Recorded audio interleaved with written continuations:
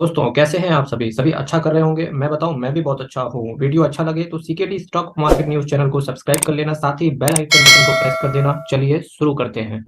Friends, आज मैं आपके सामने एक शेयर की बात करने जा रहा हूँ। काफ़ी फेमस शेयर है, पर जो नए इन्वेस्टर्स हैं उनको शायद इस कंपनी के सब्जेक्ट में पता ना हो।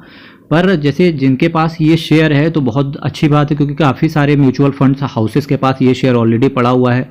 साथ ही साथ जिन जिन लोगों के पास ये शेयर नहीं है तो एटलीस्ट उन लोगों को फंडामेंटल्स जानने चाहिए। और साथ ही साथ एक चीज़ आपको ये भी पता चलेगी कि अगर आप रेगुलरली मेरे म्यूचुअल फंड्स की वीडियो फॉलो कर रहे हो तो उसके साथ साथ उस वीडियो को देखने के बाद में अगर आप जब ये वीडियो देखते हो तो आपको ये भी पता चलेगा कि इस फंडामेंटल्स को देख के अगर म्यूचुअल फंड कंपनी पैसे लगा रही है तो एटलीस्ट आपको क्या देखना चाहिए किसी शेयर में इन्वेस्ट करने से पहले। आज मैं जिस कंपनी की बात कर रहा हूँ, आप ऑलरेडी थंबनेल में नाम तो देख के चले आए हैं। मोल्ड टेक पैकेजिंग लिमिटेड के बारे में आपसे बात करने वाला हूँ। मार्केट कैप की बात करेंगे 3,199 करोड़ का इसका मार्केट कैप है। करंट प्राइस की बात करेंगे 965 रुपए का है। जी हाँ, जनरली मैं अवॉइड करता हूँ कि इतनी महंगी कंपनी लाने के लिए, पर फिर भी जैसे इस कंपनी का अगर मैं पब्लिक की होल्डिंग्स की बात करूंगा तो 30% का पब्लिक का होल्डिंग है। ठीक है, तो जब 30% पब्लिक होल्ड करके चले हुए, एटलीस्ट आज उनको पता होना चाहिए कि उनके पास किस कंपनी का शेयर है, साथ ही साथ उस कंपनी की बैलेंस शीट किस तरीके से आ रही है। ठीक, हाई की बात करेंगे 1123 रुपए का इस कंपनी ने हाई लगाया, लो कंपनी ने 648 का लगाया। अगर मैं बात करूं 648 से 1123 के बीच में, तो ऑलमोस्ट कंपनी डबल हो गई है एक साल में। पर अगर मैं यही इसके लो से अगर आज की बात करूंगा तो भी कंपनी का आज करीब 60 से 70% ऊपर रिटर्न इस कंपनी के अंदर चल रहा है, जो कि एक अच्छी चीज है। अभी चूंकि मार्केट ऑल टाइम हाई पे है, जब पर चूंकि जो मार्केट देखो ऑल टाइम हाई पे चल रहा है, पर आपका पोर्टफोलियो हो सकता है फिर भी नेगेटिव चल रहा हो। वो केवल एक रीजन है कि जो इस समय मार्केट हाई गया है वो इंडेक्स की वजह से गया है, ना कि पर्टिकुलर किसी स्पेसिफिक शेयर्स के ऊपर गया है। फॉर एग्जाम्पल के तौर पे जिस समय आईटी सेक्टर ऊपर चलता है, फॉर एग्जाम्पल के तौर पे अगर मैं बात करूं इन्फोसिस, टीसीएस, विप्रो, जिस दिन पॉजिटिव हो जाते हैं उस दिन मार्केट पॉजिटिव हो जाता है। ठीक, रिलायंस के अंदर अकेले कैपेबिलिटी है कि इंडेक्स को ऊपर ले जाके खड़ा कर सकता है। साथ ही साथ एचडीएफसी बैंक हो गया, एक्सिस बैंक हो गया, ठीक, इसके साथ साथ अगर मैं कोटक महिंद्रा बैंक हो गया, इन बैंकों के पास ये पावर है, जब ये पॉजिटिव, अगर तीनों शेयर ये पॉजिटिव जिस दिन अकेले हो जाते हैं, इनके पास इतनी बड़ी कैपेबिलिटी है कि मार्केट में अकेले अकेले इंडेक्स को ऊपर खड़ा रखने की ताकत रखते हैं ये शेयर। तो यही रीजन है। पर अभी अगर मैं चाहे रिलायंस की बात करूं, इन्फोसिस, टीसीएस, विप्रो ले लो, अगर मैं एचडीएफसी बैंक की बात करूं, कोटक महिंद्रा बैंक की बात करूं, ठीक है, आईसीआईसीआई बैंक की बात करूं, तो ये ऑलमोस्ट अपने 52 वीक हाई से ऑलमोस्ट अगर 5-10% नीचे ही है। अगर इन्फोसिस की बात करें तो ऑलमोस्ट 30-40% नीचे है, पर फिर भी इंडेक्स से ऊपर है, ऑल टाइम हाई पे है। देखो अभी सेंसेक्स की बात करूंगा तो 61,000 रुपये के ऊपर ट्रेवल कर रहा है। निफ्टी की बात करूंगा तो 18,250 का इसने लगातार बना के रखा हुआ है। अब होगा क्या कि जैसे ही ये जो शेयर अभी मैंने आपको बताया, इन्फोसिस, टीसीएस, विप्रो या एचडीएफसी, या आपसे बात करूं एक्सिस बैंक, या आपसे बात करूं कोटक महिंद्रा बैंक, रिलायंस हो गया, जिस दिन ये शेयर ऊपर जाएंगे ये इंडेक्स को और ऊपर लेके जाएंगे। इसीलिए बोलते हैं कि इंडेक्स में पैसा लगाना हमेशा बेनिफिशियल होता है। पर फिर भी कुछ शेयर्स में डायरेक्टली पैसा बनाते हैं, क्योंकि इंडेक्स से अच्छा पैसा, जी हाँ, आपका डेफिनेटली एक शेयर से बन सकता है। कंडीशन केवल एक है कि शेयर आपके फेवर में काम करना चाहिए। मोल्ड टेक पैकेजिंग लिमिटेड से बारे में अगर कुछ और बात करूं तो स्टॉक का पीई देखो 39.80 का पीई है। अभी पीई मैंने क्यों बताया कि देखिए, जिस कंपनी का जितना ज़्यादा पीई होता है दैट मीन्स कि वो कंपनी उतनी ज़्यादा महंगी मिल रही है आपको, और जितना सस्ता पीई है उसके पीयर कंपेटिटर से मतलब होता है पीई का। एक्चुअली हम पीई का कंपेयर ऐसे नहीं कर सकते। पीई का कंपेयर जब भी हमें करना हो तो वो एप्पल ऑन एप्पल बेसिस पे करना होता है। दैट मीन्स कि हमको करना होता है उसके पीयर कंपेटिटर से। ठीक है, बुक वैल्यू की बात करेंगे 168 रुपये, ऑलमोस्ट 8 या 9 गुना कंपनी आपको ऊपर मिल रही है। दैट मीन्स कि ये कंपनी के अंदर खराब चीज़ है। डिविडेंड यील्ड की बात करेंगे 0.83% का है। Return on capital employ, return on equity की बात करेंगे तो 20% से नीचे है। दैट मीन्स कि definitely return on capital employ, return on equity नीचे है। ठीक है, 20% से नीचे है। फेस वैल्यू की बात करेंगे 5 रुपये है फेस वैल्यू इसकी। ठीक है, ये देखिए फेस वैल्यू 5 रुपये। अब आप ये देख सकते हो कि हमेशा जो म्यूचुअल फंड कंपनियां होती हैं या बड़े बड़े इन्वेस्टर होते हैं, वो ब्लाइंडली किसी भी शेयर के अंदर पैसा नहीं डालते हैं। वो हमेशा ऐसा कोशिश करते हैं कि कंपनी की बैलेंस शीट थोड़ी सी अगर खराब है, उसकी वजह से अगर शेयर प्राइस थोड़ा सा करेक्ट हो जाए, ठीक, बिजनेस कंपनी का अगर स्ट्रांग है तो वो ऐसी कंपनी में पैसा डालना पसंद करते हैं जहां ग्रोथ ज़्यादा होने के चांसेस हैं। पर मेरे मित्रों, मैं आपसे ऐसा नहीं करूंगा। क्यों? देखिए आप सुनिए, जो म्यूचुअल फंड हाउसेस कंपनी के मैनेजमेंट से लगातार बातें टच में रहते हैं, उनसे बातें करते रहते हैं, ठीक है, तो वो लोग कहीं ना कहीं प्रोमोटर को देख के पैसा लगा देते हैं। अब आप केवल प्रोमोटर को कैसे सुन पाओगे, आप केवल कंपनी के मैनेजमेंट की कमेंट्री कैसे सुन पाओगे? जैसे कुछ न्यूज़ चैनल हैं, ऑलरेडी मैं नाम नहीं लूँगा अभी फिलहाल, तो कुछ न्यूज़ चैनल हैं, वहाँ पर जा कर के काफ़ी सारे वो लोग बुलाते हैं कंपनीज के मैनेजमेंट से, वो लोग अच्छे से बातें करते हैं, आप उस तरीके से देख सकते हो। पर अगर मैं पर्टिकुलरली किसी शेयर की बात करूँ तो हो सकता है आप स्किप कर दो देखना। पर जो म्यूचुअल फंड हाउसेस होते हैं लगातार उनके संपर्क में रहते हैं शेयर के मैनेजमेंट के हाथ में, ठीक, मैनेजमेंट के साथ में रहते हैं वो। तो होता क्या है, उनकी जब मैनेजमेंट से लगातार बातें चलती रहती हैं, ठीक है, तो उनको मैनेजमेंट का मिशन, विजन और गोल पता होता है। फॉर एग्जांपल के तौर पे अगर मैं बात करूं तो आज जितने शेयर हैं, एग्जांपल के तौर पे पिडिलाइट हो गया, ठीक, एशियन पेंट हो गया, इसके साथ साथ अगर मैं टाइटन की बात करें, ठीक, इसके साथ साथ आप टीसीएस ले लो, इन्फोसिस के मालिक को ले लो, नारायण मूर्ति साहब को देख लो, ठीक, और टाटा को तो सबको पता है, रतन टाटा साहब का नेचर देख लो। एशियन पेंट की बात करेंगे आप, उसके मालिक का नेचर देख लो। जितनी भी कंपनियां हैं, जितनी भी कंपनियों ने कुछ उखाड़ा है, वो केवल उसी वजह से उखाड़ा है, उसके मैनेजमेंट की वजह से। यकीन मानना मेरे दोस्त कि कंपनी के फंडामेंटल्स आपके हाथ में है कि आप देख सकते हो, ठीक है। ये मैं मानता हूं कि हमारे कॉन्स्टिट्यूशन का एक बहुत ही सुंदर एक लहजा ये भी है कि एटलीस्ट हम कंपनी से डायरेक्ट इंटरेक्ट कर सकते हैं। डायरेक्ट इंटरेक्ट कर सकते हैं, किस तरीके से इंटरेक्ट कर सकते हैं? किसी फाइनेंशियल एडवाइज़र हो या फाइनेंशियल का जिसका फाइनेंस में नॉलेज हो, ठीक है, वो अगर आपको बैलेंस शीट आपसे पढ़वा दे तो बैलेंस शीट से आप लगातार इंटरेक्ट कर सकते हो हर 3 महीने में, पर कंपनी के मैनेजमेंट से आपसे बातें नहीं हो सकती हैं। तो इसके लिए क्या करना होता है, आपको कंपनी के बैलेंस शीट पर फोकस करना होता है, क्योंकि कंपनी के मालिक के बारे में अगर आप समझ जाते हो इजीली तरीका। फॉर एग्जांपल के तौर पर ऐसा मैं क्यों बोल रहा हूँ, क्योंकि अगर मैं इस कंपनी से रिलेटेड बात करूँ आपसे, ठीक है, मोल्ड-टेक पैकेजिंग लिमिटेड की अगर मैं बात करूँ तो देखिए इन्होंने कंपनी के फंडामेंटल्स अगर मैं बात करूँ, return on capital employ, return on equity थोड़ा सा बिगड़ा हुआ है, डिविडेंड भी 1% से कम है, ठीक है। इसके साथ साथ कंपनी का जो बिजनेस है, वो जिस सेक्टर में ये बिलोंग करते हैं, Mold Tek packaging is engaged in the manufacturing of injection moulded containers for lubes, paint, food and other product. देखिए अगर मैं कंटेनर की बात करूँ, ल्यूब्स, मोल्ड, पैंट्स, ठीक है, इसी रेंज में एक वर्थ पेरिफेरल है। वर्थ पेरिफेरल ऑलमोस्ट 150 रुपये तक गया, अभी फिलहाल 100 रुपये के आसपास घूम रहा है। कंपनी के अंदर वॉल्यूम्स ही नहीं है बिल्कुल भी। तो देखिए इस कंपनी के अंदर हमेशा कंपनियां प्रेशर में रहेंगी इस सेक्टर से रिलेटेड।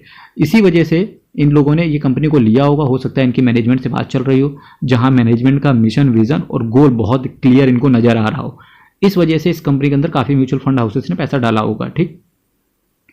और एस्ट्रल लिमिटेड, इसके पीयर कंपेटिटर देखो, एस्ट्रल का 107 का पीई है, काफ़ी महंगा है। सुप्रीम का देखिए 40 का पीई है, फिनोलेक्स देखिए 40 का पीई है, प्रिंस पाइप 57 का पीई है, रेस्पॉन्सिव इंडस्ट्रीज 170 का, मोल्ड-टेक का देखो केवल 39 का पीई है। अब सोच के देखो यार कितनी सस्ती कंपनी मिल रही है इसके पीयर कंपेटिटर से। इसके साथ साथ इसके 2023 के क्वार्टर के रिजल्ट आ चुके हैं। सेल्स की बात करेंगे 208 करोड़, 183 करोड़, 155 करोड़ और देन 185 करोड़। अभी भी जो जून 2022 में जो इसका सेल आया 208 करोड़, अभी उसको मार्च 2023 में अभी भी उसको बीट नहीं कर पाया है, ठीक है। हालांकि सितंबर 2022 की तो सेल इन्होंने बीट कर दी है, पर जून 2022 की सेल बीट नहीं करी है। अब देखो जिस समय ये शेयर, अब जो अगला क्वार्टर का जो रिजल्ट आएगा 208 करोड़ के ऊपर की सेल देगा, यकीन मानना मेरे दोस्त, ये शेयर 1200 रुपये के ऊपर का हाई लगा जाएगा। एक्सपेंस की बात करेंगे 171 करोड़, 148, 126, 149 करोड़। जिस तरीके से कंपनी का सेल बढ़ रहा है उसी से रिलेटेड कंपनी का एक्सपेंस भी बढ़ रहा है। पर कंपनी एक चीज़ अच्छा कर रही है कि नेट प्रॉफिट को कंटिन्यूअसली इंक्रीमेंट फेज में ही इन्होंने रखा हुआ है। 22 करोड़, 19 करोड़, 16 करोड़ और 23 करोड़। ईपीएस में भी कंपनी ने खूबसूरती वाला काम किया, बिल्कुल 6 रुपये 55 पैसे, 5 रुपये 86 पैसे, 4 रुपये 92 पैसे, 6 रुपये 94 पैसे का।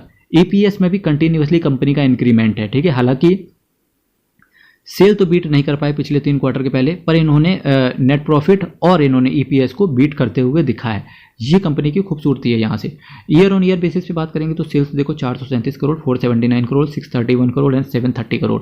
सेल्स भी लगातार का ईयर ऑन ईयर बेसिस पे कंपनी का इंक्रीमेंट है, ना केवल इंक्रीमेंट है, ऑलमोस्ट 60 से 70% का ग्रोथ दिख रहा है।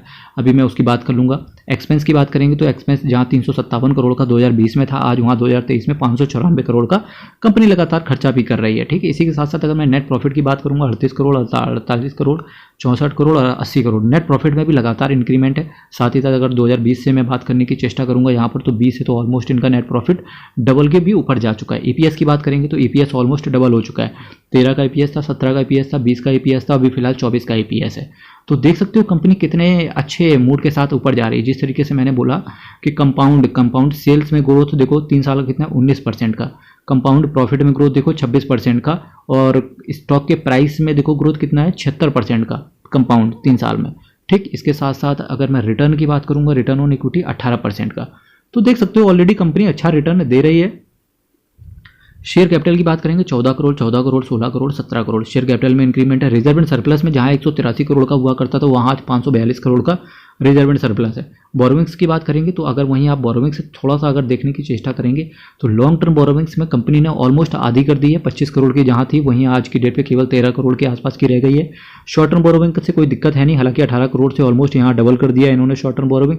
पर एक चीज़ अच्छी है कि शॉर्ट टर्म बोरोविंग्स का पेमेंट विद इन 12 मंथ हो जाएगा, तो इससे रिलेटेड ज़्यादा कंसर्न होते नहीं है। ठीक है, फिलहाल लॉन्ग टर्म बोरोविंग इन्होंने कंपनी ने कम किया, जो कि एक अच्छा स्टेप है कंपनी से रिलेटेड।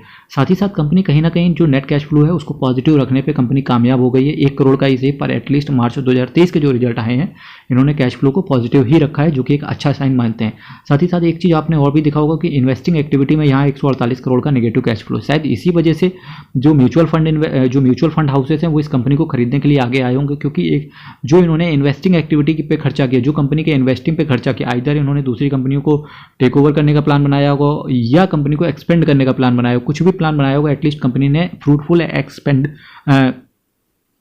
फ्रूटफुल एक्सपेंडिचर किया है कंपनी के अंदर इन्वेस्ट करके। और डेफिनेटली जब कंपनी के अंदर कोई भी कंपनी अपने अंदर जब इन्वेस्ट करती है तो डेफिनेटली उससे दो बातें होती हैं, या तो वो इन्वेस्टमेंट सक्सेसफुल जाएगा या कंपनी इन्वेस्टमेंट बेकार जाएगा। कंपनी का इन्वेस्टमेंट बेकार गया तो शेयर आधा हो जाता है, कंपनी का इन्वेस्टमेंट बिल्कुल सही डायरेक्शन में गया तो शेयर 10 गुना भी हो जाता है। ये चीज़ आपको पढ़नी होती है अच्छे से। इसी के साथ साथ कंपनी ने एक चीज़ और ध्यान यहाँ दिया है कि मार्च 2022 की बात करेंगे 83 दिन का जहाँ डेटा डेज था, आज वहाँ केवल 62 दिन का डेटा डेज रह गया। कंपनी की मंशा बिल्कुल साफ दिख रही है यहाँ से कि एटलीस्ट कंपनी को फंडामेंटली स्ट्रॉन्ग किया जाए, क्योंकि एक नया भारत है, कंपनी का नया भारत है। और यहाँ पे कंपनी को क्या कर रहा है, आजकल इन्वेस्टमेंट में इंडिया के अंदर दिक्कत नहीं है, कोई भी कंपनी आप खड़ी करो डेफिनेटली आपको इन्वेस्टर मिल जाएगा, इधर आपको प्राइवेट प्लेसमेंट के थ्रू मिल जाएगा या पब्लिक इशू करके हो जाएगा, आपको पैसा मिल जाएगा, या प्राइवेट इक्विटी के थ्रू आप फंड रेज करके पैसा उठा सकते हो मार्केट से।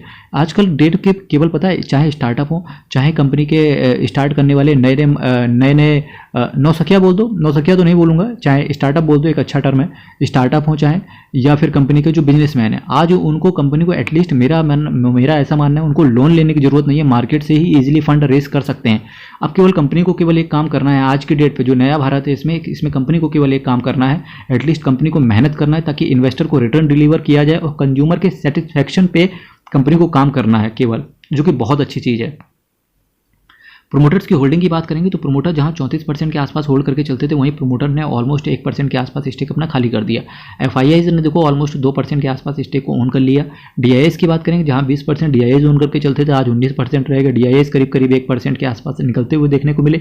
जहां पब्लिक 31% के आसपास इस कंपनी के अंदर होल्ड करती थी, वहीं पब्लिक 30% के आसपास होल्ड कर रही है। ये पब्लिक 1% वही लोग गए होंगे जिन्होंने 1200 रुपये के आसपास का शेयर खरीद लिया होगा, डेफिनेटली आज वो निकलते हुए देखने को मिले हैं, तभी शायद शेयर भी ये नीचे आ चुका है। देखिए प्रोमोटर ने जो स्टॉक खाली किया और जो डीआईआई और पब्लिक ने मिलकर जो स्टेक खाली किया, वो मेरे ख्याल से यहाँ एफआईआई ने खरीद लिया। तो डेफिनेटली ये कंपनी के अंदर चेष्टा रही होगी। अगर मैं ऑल इन ऑल फंडामेंटल्स की बात करूंगा, return on capital employ, return on equity definitely 20% से कम है, पर खराब है। कंपनी के फंडामेंटल्स की बात करूंगा, कंपनी ने डेफिनेटली जो ये सेक्टर है, जिस सेक्टर में कंपनी काम करती है, उस सेक्टर में मार्जिन्स पे इम्पैक्ट आता है और इतना ज़्यादा रिटर्न निकालने की चेष्टा नहीं की जा सकती, पर कंपनी कोशिश कर सकती है कि प्रॉफिट को गेन किया जा सके, और कंपनी ने ये काम डेफिनेटली अच्छी तरीके से किया है। ईयर ऑन ईयर बेसिस पे कंपनी का सेल्स की बात करेंगे अच्छा है, नेट प्रॉफिट अच्छा है। ईयर ऑन ईयर बेसिस पे कंपनी का ईपीएस अच्छा चल रहा है, साथ ही साथ बैलेंस शीट भी अच्छा है। इन्होंने लॉन्ग टर्म बोरोविंग्स को खत्म करने की चेष्टा करी है। ईयर ऑन ईयर बेसिस पे अगर मैं बात करूँ, यहाँ पे कंपनी के कैश फ्लो की बात करूँगा तो इन्वेस्टमेंट पे कंपनी का फोकस रहा है, जो कि एक अच्छी चीज़ है। साथ ही साथ जब इन्होंने एक्सपेंडिचर किया पर पॉजिटिव कैश फ्लो इनका मेंटेन होकर रहा, दैट मीन्स की जो कि अच्छी चीज़ है। कंपनी ने साथ ही साथ एक काम बहुत अच्छा किया इस कंपनी के अंदर की जो डेटा डेज थे उसको कम करते हुए देखने को मिले, जो कि बहुत अच्छी चीज़ है। मेरा मानना है ये कंपनी आने वाले समय में कुछ बड़ा कर सकती है, पर आपको केवल किसी भी इन्वेस्ट करने से पहले अपने फाइनेंशियल एडवाइजर से जरूर संपर्क कर लेना मेरे मित्रों, क्योंकि म्यूचुअल फंड या share market is subject to market risk and read all schemes related और डॉक्यूमेंट्स वेरी केयरफुली।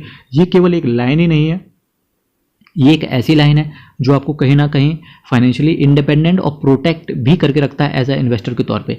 मेरे मित्रों चैनल आप सब्सक्राइब कर देना। सब्सक्राइबर का यहाँ पर 2000 सब्सक्राइबर का यहाँ पर एक टारगेट चल रहा है, जो कि केवल आपके सब्सक्राइब बटन पर टिक करके पॉसिबल हो पाएगा।